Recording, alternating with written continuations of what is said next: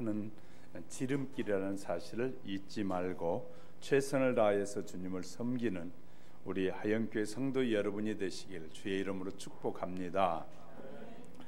불가리아 시골에 사는 비아일 장고라는 농부는 이상한 염소를 길렀습니다.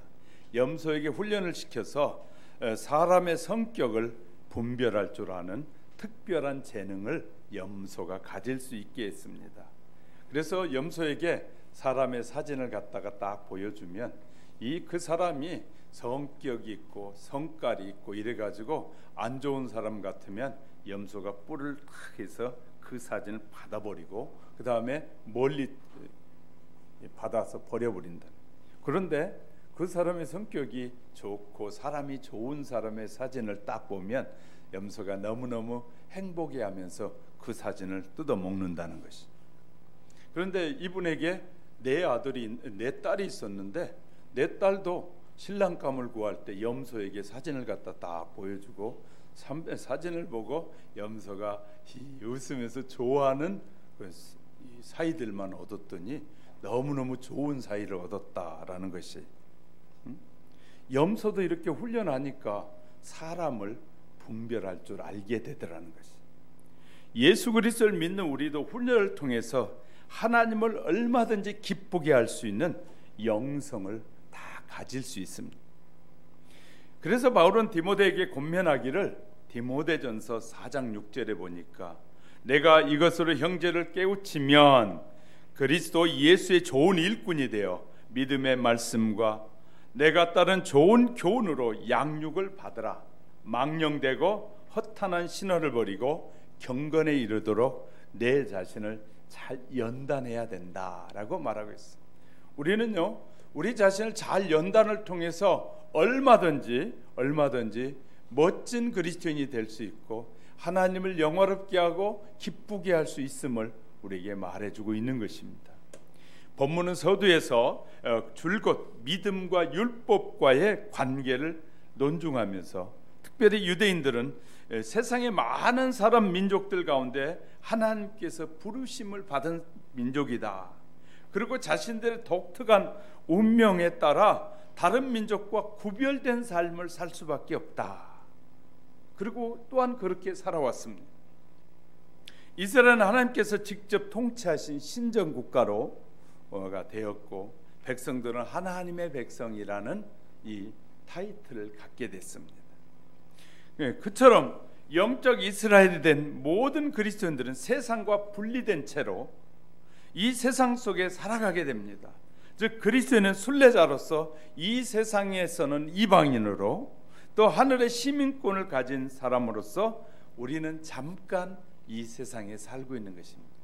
우린 잠깐 이 세상에 사는데 이 세상에 영원히 살 것 같이 이 세상에다 뿌리를 내리고 살아가는 사람이 얼마나 많이 있는지 몰라요. 아무리 노력하고 수고해도 하나님이 오늘 밤 하면 누구든지 하나님 앞에 가야 된다는 사실을 우리는 잃어버려서는 안 될 것입니다. 우리는 이 세상을 잠시 여행하고 있는 하나님의 자녀가 된 바울은 거룩한 흔적을 이 세상에 그렇게 잠시 살아가는 동안에도 나는 예수님을 따라 살다 보니까 내게는 흔적이 있다라고 말해 주고 있습니다. 예수님께서도 저와 여러분을 살리기 위해서 하나님의 아들이 이 땅에 오셔서 이 땅에 수많은 사람들의 멸시와 천대를 받으시더니 손과 발에 못이 박혔고 옆구리는 창에 찔리는 그런 고통을 당하시면서 십자가에서 죽으셨어요. 죽으신 지 사흘 만에 약속대로 예수님 부활하셨어요. 그리고 그의 제자였던 도마에게 도마는 이렇게 생각했어요. 나는 죽어도 예수님이 살아난다는 것을 나는 믿을 수 없다. 그분은 가짜일 거야. 예수님이 부활했다는 소식을 듣자 그분은 다른 사람이 꾸며낸 가짜라고 여겼어요. 그래서 제자들이 모여있을 그때 주님은 이 문이 다 닫혀있는 그 제자들의 모임 속에 나타나셔서 도마에게 이렇게 말씀하셨어요. 요한복음 20장 27절에 보니까 내 손가락을 이리 내밀어 내 손을 보고 내 손을 내밀어 내 옆구리에 넣어보라. 그리하여 믿음 없는 자가 되지 말고 믿는 자가 되라 라고 말씀합니다.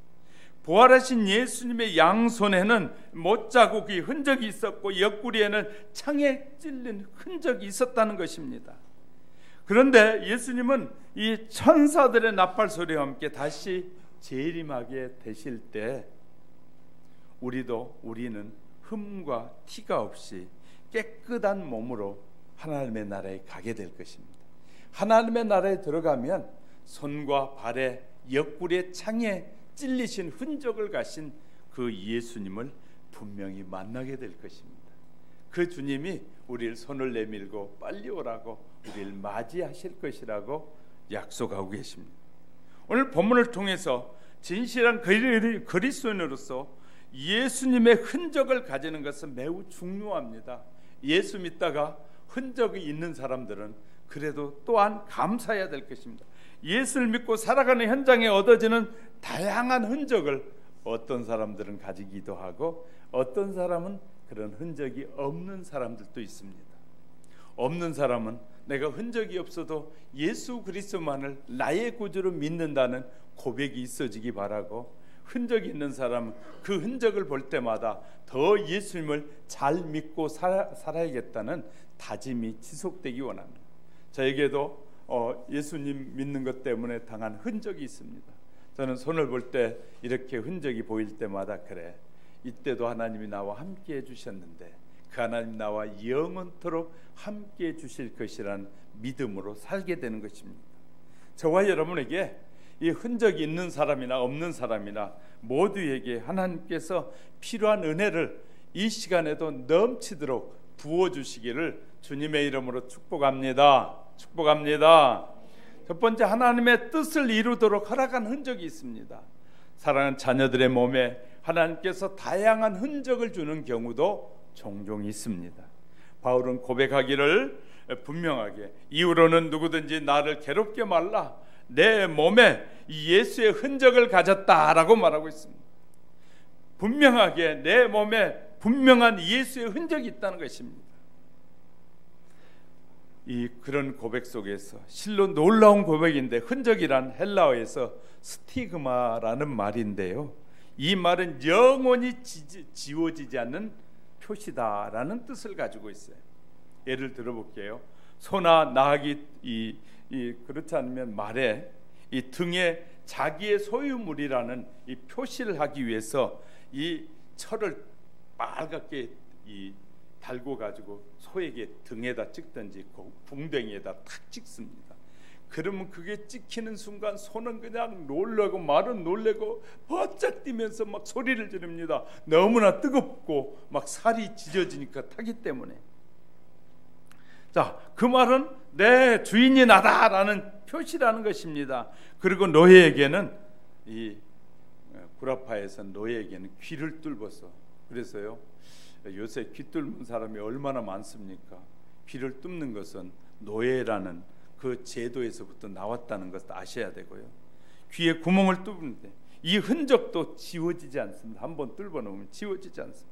심지어 어떤 노예에게는 이마에 노예 표시를 하기도 했습니다. 그래서 그 노예는 죽어서 땅에 묻혀야만이 그 흔적이 없어지는 거죠. 이것을 스티그마다라고 말하는 것입니다. 그러니까 다시 말해, 한번 있는 흔적은 영원히 지워지지 않는 흔적을 때로는 그리스도인들에게도 하나님이 허락하셨다는 거예요. 야곱이 화란에서 돌아오는데 형 예서가 군대를 데리고 온다는 소식을 듣고 그는 가슴이 울렁거리기 시작했습니다.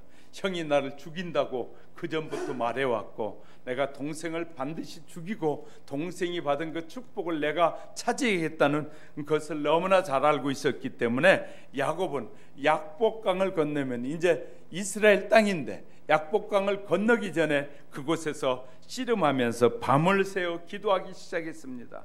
기도하고 있을 때 하나님은 야곱에게 천사를 보냈어요. 야곱은 천사를 붙들고 씨름하기 시작합니다. 당신이 내게 축복해 주시지 않으면 나는 결코 놓지 않겠습니다. 이길 수 없다는 걸 알게 된 천사가 야곱의 환도뼈를 치게 됩니다.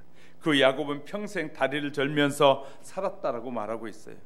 하나님께서 천사를 통해서 준 흔적을 야곱은 가지고 있었던 것입니다. 그 후에 이스라엘 백성들 자기 조상들에게 이 환도뼈가 위결됐다는 사실을 알고 고기를 먹을 때는 환도뼈는 절대 먹지 않고 그 부분은 별도로 내놓고 그들은 먹었다고 합니다. 그러나 오늘날도 깊은 경계에 들어간 많은 신앙인들에게도 이 신비하고 놀라운 흔적이 때로는 생기기도 한다는 것입니다. 미국의 리더십 강의의 1인자인 존 맥스웰이라는 분은 이런 얘기를 했어요. 어느 날 아버지와 아들이 숲을 거닐고 있는데 갑자기 숲속에서 큰 동물이 나왔는데요.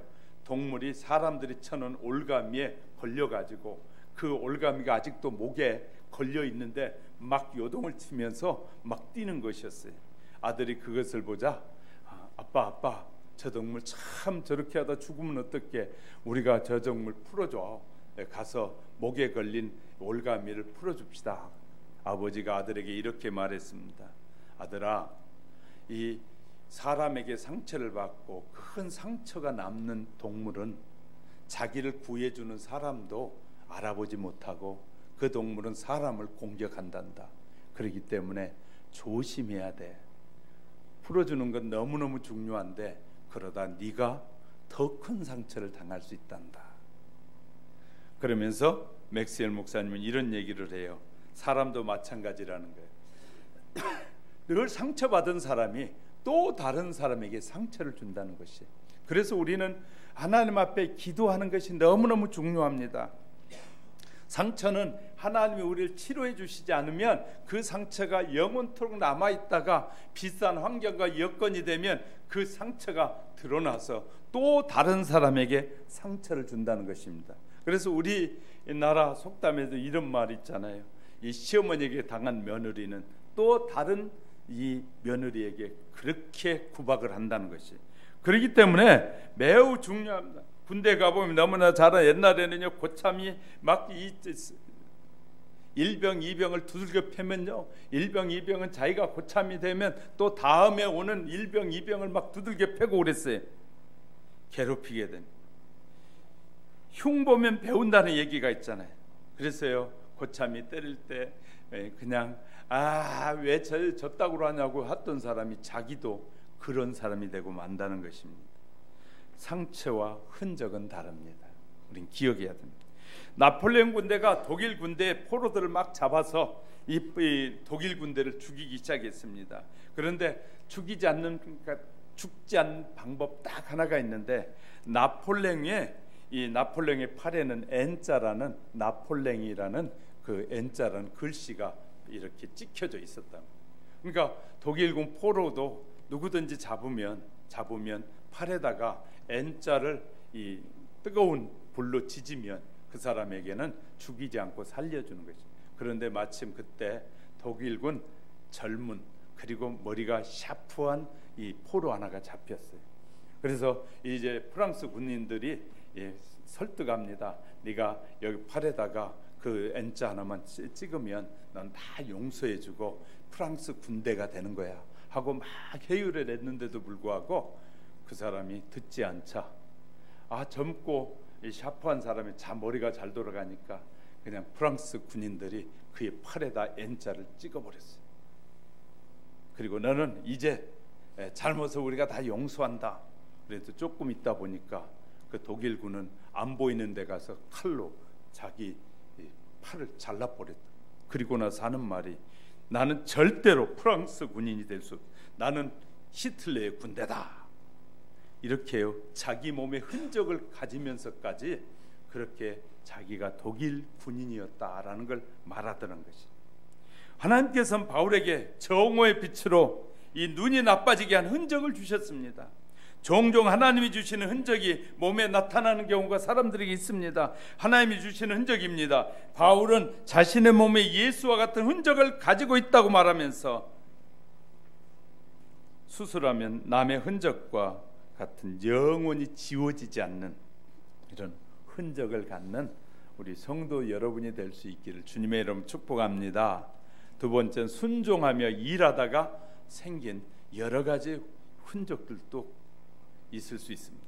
예수님 빌라도 법정에서 약 3시간 동안 채찍에 맞았습니다. 그리고 9시간 동안 피를 흘리셨어요. 예수님을 쳐서 채찍에 때리던 그 채찍이 박물관에 남아 있는데 그 끝에는 납덩어리가 달려 있고 이 날카로운 동물의 뼈가 붙어 있어 가지고 한번 내리칠 때마다 그것이 살에 꽂혔다가 빠져나와서 그냥 피가 쏟아지는 그런 채찍이에 예수님이 맞으셨습니다. 무서운 채찍이죠.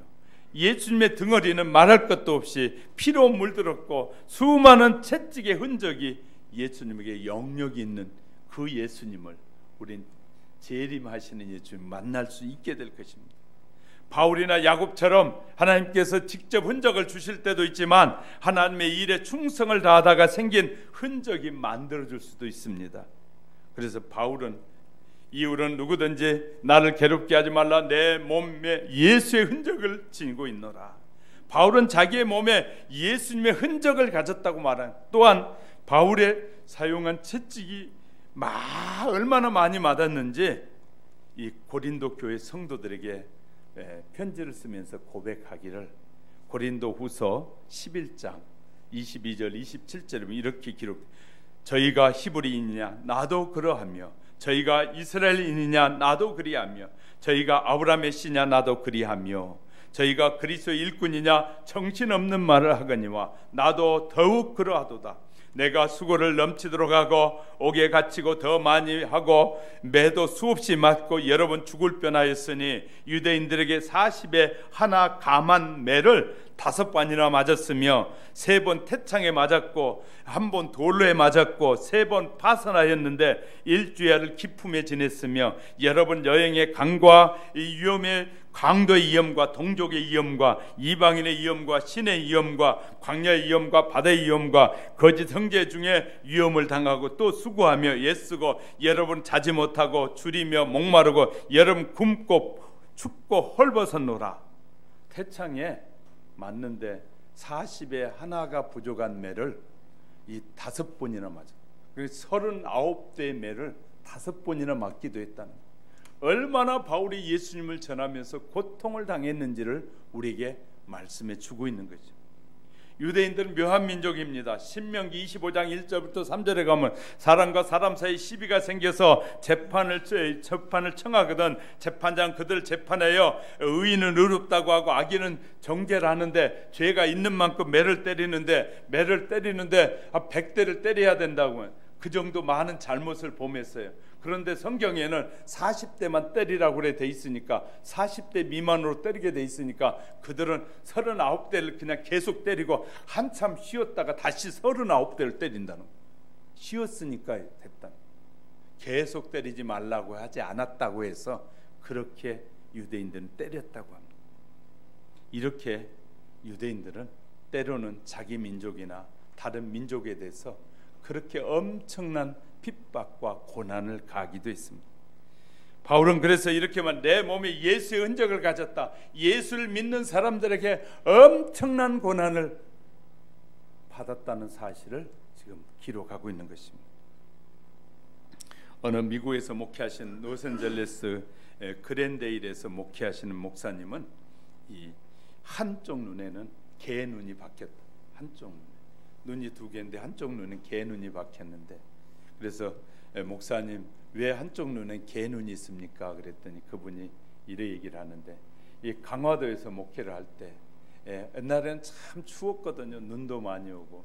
근데 이제 목사님이 성도들이 새벽기도 오니까 새벽기도 와서 따뜻하게 새벽기도 하게 하려고 이게 이 연탄 난로가 있었는데 그때도 연탄값이 너무 비싸니까 목사님이 산에 가서 나무를 잘라다가 말려놨다가 새벽마다 4시에 일어나서 와서 이 다른 성도들이 오기 전에 5시 예배 드리기 전에 따뜻하게 해놓으려고 나무를 불에 넣고 따뜻하게 이렇게 하고 하는데, 어느 날 다른 날과 똑같이 새벽에 일어나서 이 나무에 나무를 넣고 불을 피우고 있는데 갑자기 안에서 빵 터지면서 그만 총알 한 발이 목사님의 눈을 관통하고 말아.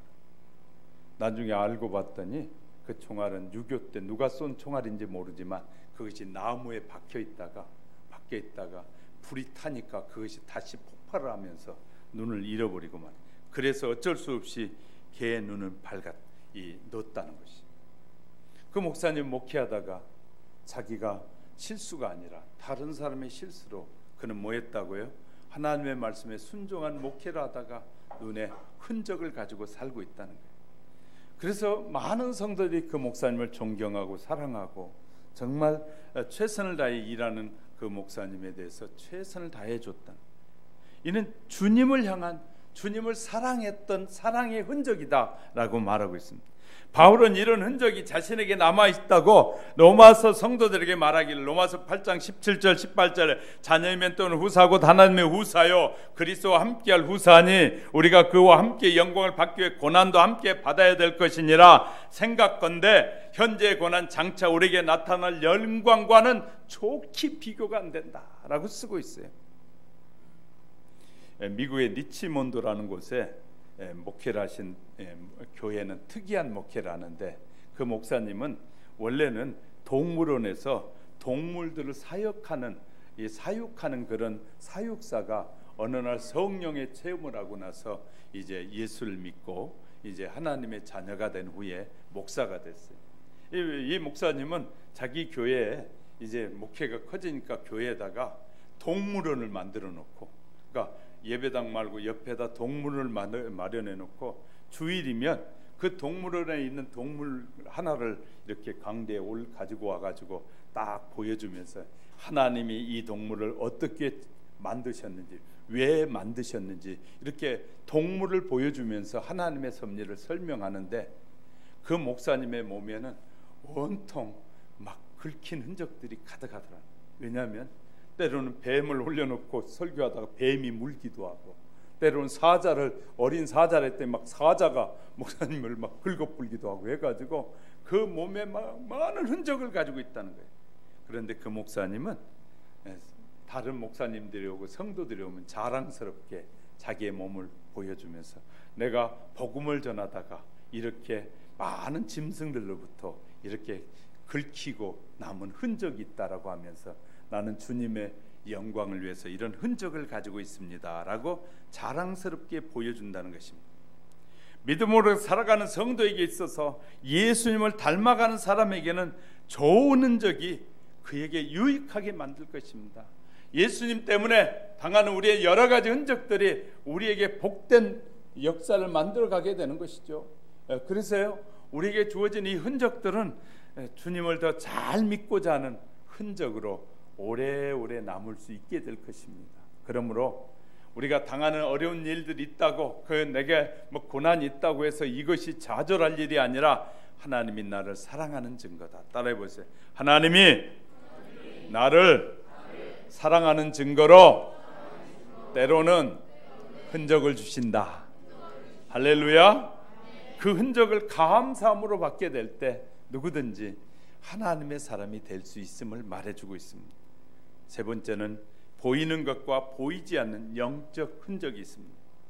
바울이나 야고보의 몸에 보이는 흔적을 가지고 즐겁게 살기도 합니다. 흔적이 있다고 해서 슬퍼하거나 좌절할 필요 없잖아요. 흔적이 있어도 얼마든지 행복하고 즐겁게 살 수 있습니다.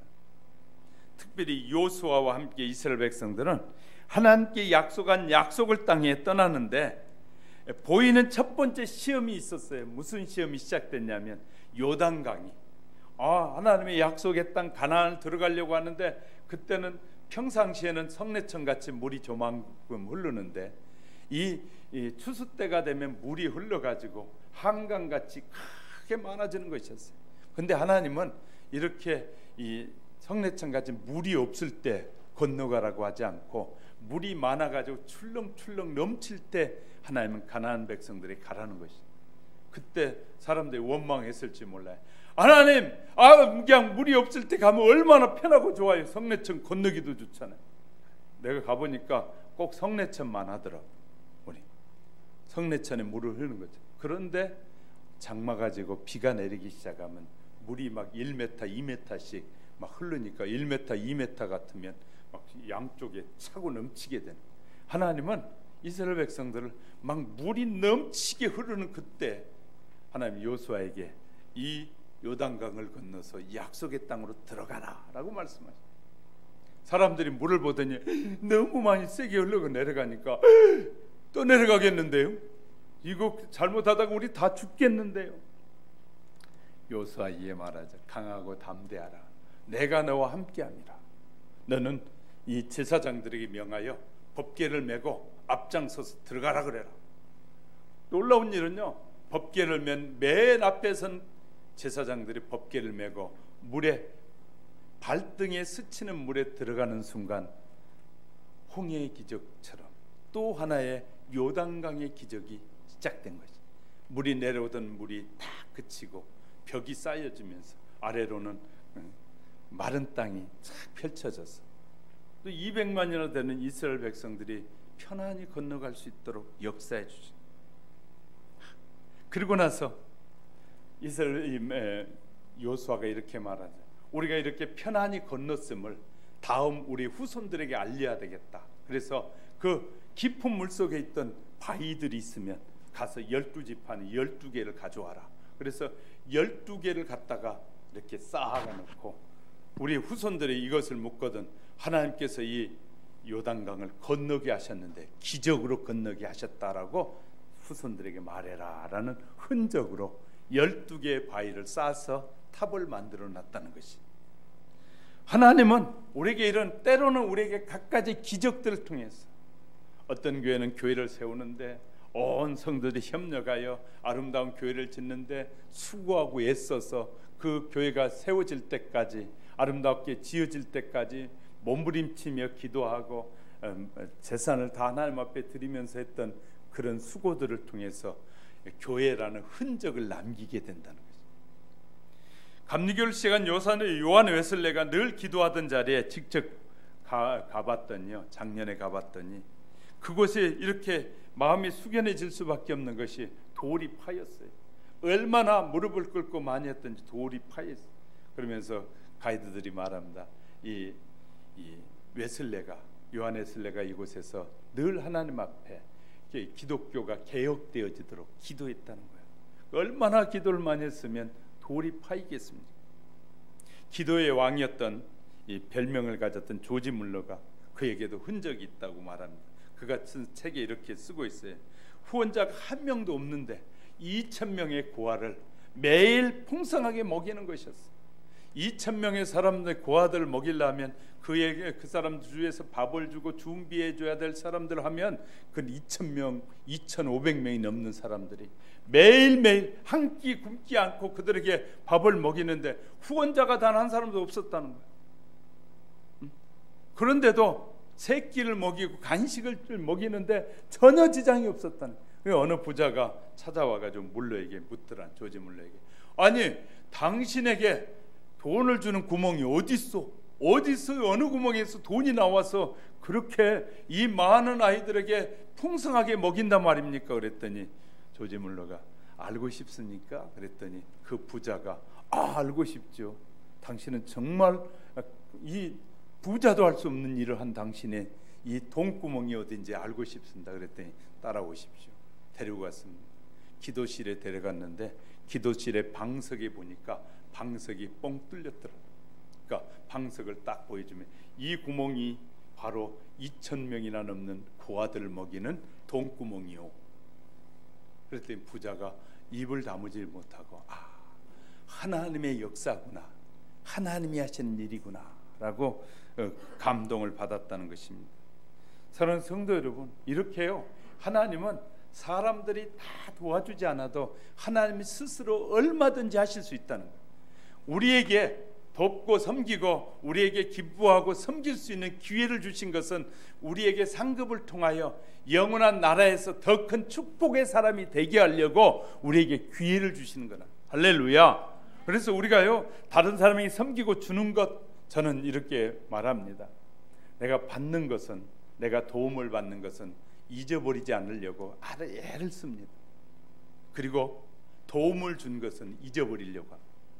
내가 도움을 준 것은 잊어버리고 내가 도움을 받은 사람들은 잊지 않고 기억했다가 그 좋은 여건과 환경이 되면 조금이라도 보답하고 싶어서 제가 애써요. 그래서 저를 도와줬던 막 교회를 막 어렵게 하고 할 때 도와줬던 분들 절대 저는 잊지 않을 것입니다. 그리고 주님 앞에 설 때 말할 것이요, 주님, 저 집사님, 저분이 제가 고난 가운데 주님 앞에 기도할 때 도와주신 거 아시지 않습니까? 저는 주님 앞에 말할 것입니다. 그래서 우리는요, 성경적으로 살자고요. 오른손이 하는 일 왼손이 모르게 해도 여러분 걱정하지 마세요. 여러분의 목회자는 여러분을 속이지 않을 것입니다. 때로는 어떤 지도자들은 속이기도 하지만 속이지 않을 것입니다. 여러분, 왜? 저도 하나님 앞에 서야 되기 때문에 하나님 앞에 설 때 부끄러움을 당하지 않아야 되잖아요. 하나님이 너는 내가 이 사람들 통해 역사할 때 너는 네의 배를 채웠느냐라는 소리 듣지 않아야 되기 때문에 저도 정직하게 살 것입니다. 정직하게 살려고 애를 쓸 것입니다. 우리 받는 것은 받은 은혜를 잊어버리지 맙시다. 교회를 통해서, 말씀을 통해서, 우리의 헌신을 통해서 받은 하나님의 은혜는 늘 기억하려고 되새겨야 됩니다. 그래, 저분이 이때 도와줬지, 이분이 그래서요, 도와준 것을 잊어버린 사람은 뭐합니까? 상식이 없는 사람. 교회 안에도 그런 사람들 많이 있어요. 도와줬는데요, 자기가 조금 잘 되면 자기가 혼자 잘 된 것 좀 착각하고 사는 사람들이 있어요. 이것은 성경적으로 말하는 교만한 사람입니다. 우리는요, 누군가 기도해주고 누군가가 수고해주고 헌신해주고 이런 모든 수고를 잊어버리지 않아야 돼요. 우리는 잊지 않고 너무너무 감사하게 될 때 하나님이 그 마음을 받으시는 분이에요. 할렐루야. 저는 우리 교회가 세워져 가고 주님 앞에 기도하기는, 하나님, 주님이 오시는 날까지 이 교회가 유지되어지고 저 다음에 다른 사람이 와서도 이 교회가 아름답게 세워져 가기 원합니다. 기도합니다. 그러면서 저는 제가 하나님이 주시는 것 마음껏 누리면서 다른 사람에게 다 갚고 베풀며 살아갈 수 있게, 내가 갚아야 될, 내가 받은 은혜를 다른 사람에게 돌려줄 수 없을 때 나는 또 다른 사람에게 돌려주면 됩니다. 그것이 바로 주님이 우리에게 하시는 일입니다. 그 사람에게 많은 도움을 받았어요. 그러면 그 사람이 그러다가 어느 날 하나님 앞에 부름받아 갔어요. 나는 그 사람에게 도와줄 수 없잖아요. 그러면 나는 그 어려운 사람에게 베푸는 것이 바로 주님의 사랑을 받은 것을 베푸는 것이다. 할렐루야. 우리 젊은이들이요, 열심히 일하고 열심히 재능을 발휘하고 지혜를 발휘해서 열심히 벌고 수고하십시오. 그리고 여러분을 위해서 도와주신 하나님, 부모님 잊지 말고 그 부모를 존경하고 그 하나님 앞에 바로 서서 다른 사람을 섬기게 될 때 나를 도와주신 그분에 대한 담례를 하는 것입니다. 할렐루야. 우리가 그렇게 살라고 우리에게 말씀하시는 거예요. 저와 여러분은 절대 잊어버리지 말아야 됩니다. 도움을 받는 것은 얼마든지 하나님 앞에 감사하고요, 기회가 될 때는 도와줄 수 있을 때 도와가며 사는 게.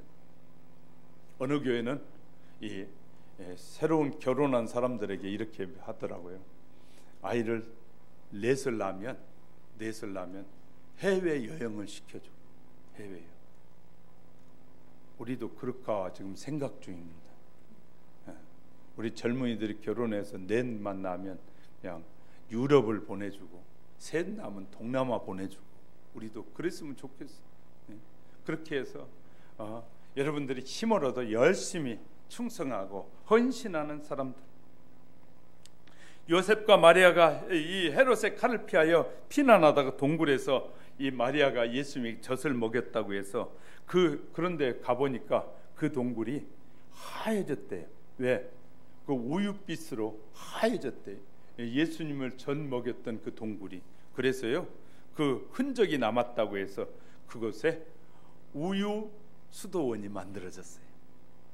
예수님이 예루살렘에 입성하실 때 나귀를 탔던 그 지점이 영원한 흔적으로 남아있는데 나귀 수도원이 있습니다.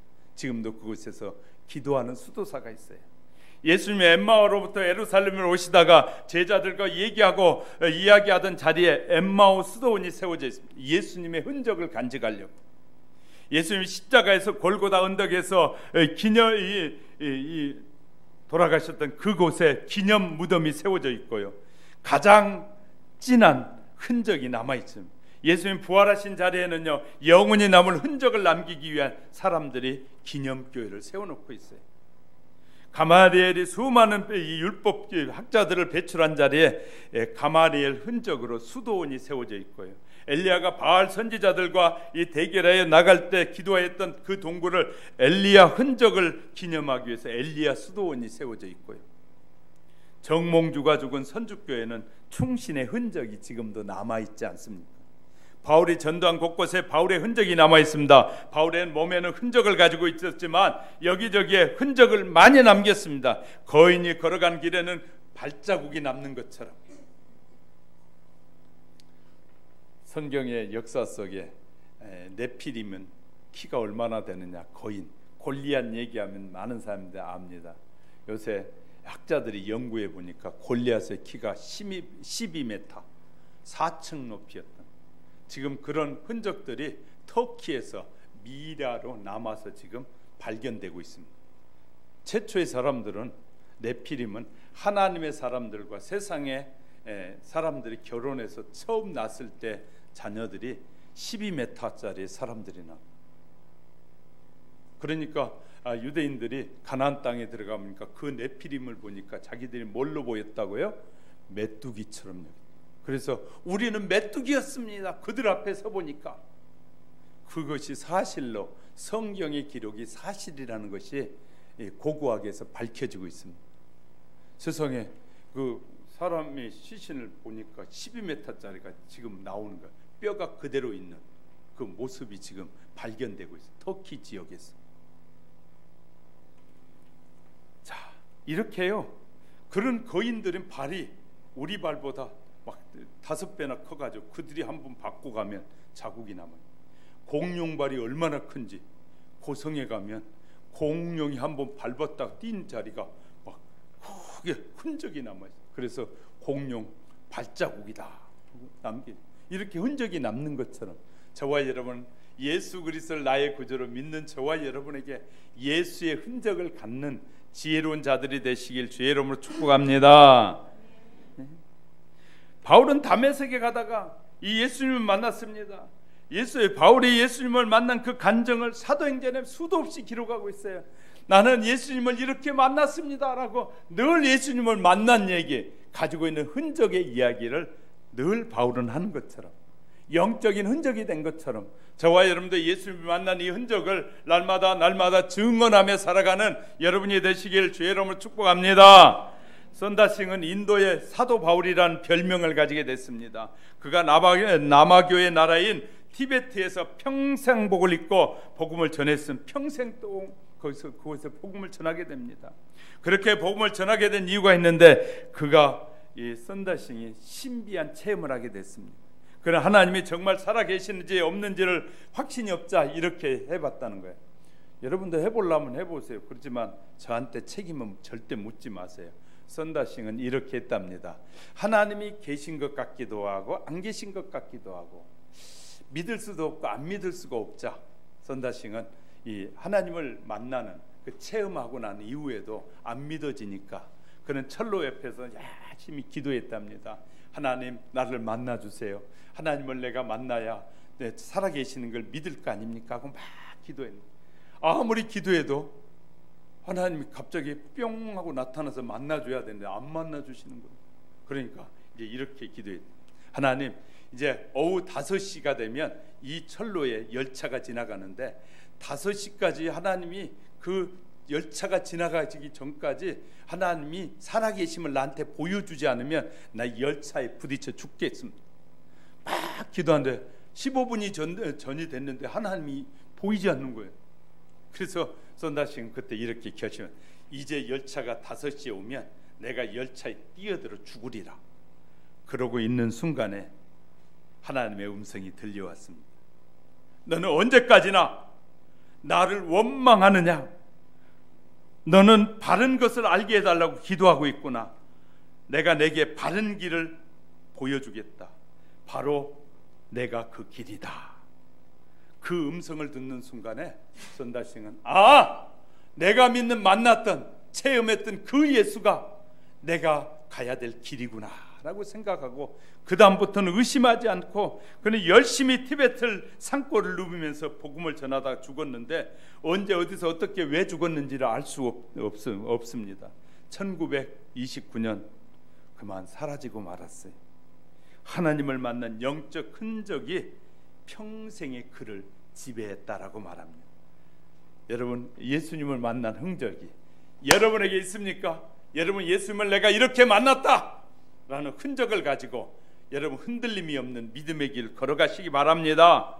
그러기를 축복합니다. 말씀을 정리하면 바울은 몸에 흔적을 지니고 있다고 말합니다. 흔적을 지니며 살아가는 영성은 확고한 영성이 됩니다. 흔적이 있는 사람은 절대 이 세찬 바람이 불어도 흔들리지 않습니다. 우리가 예수의 흔적을 가지고 살아가게 될 때 더 튼튼한 믿음의 삶을 살아갈 수 있게 될 것입니다. 때로는 하나님이 직접 주신 흔적일 수 있고 때로는 우리가 하나님 앞에 충성하고 봉사하다가 흔적을 가질 수 있습니다.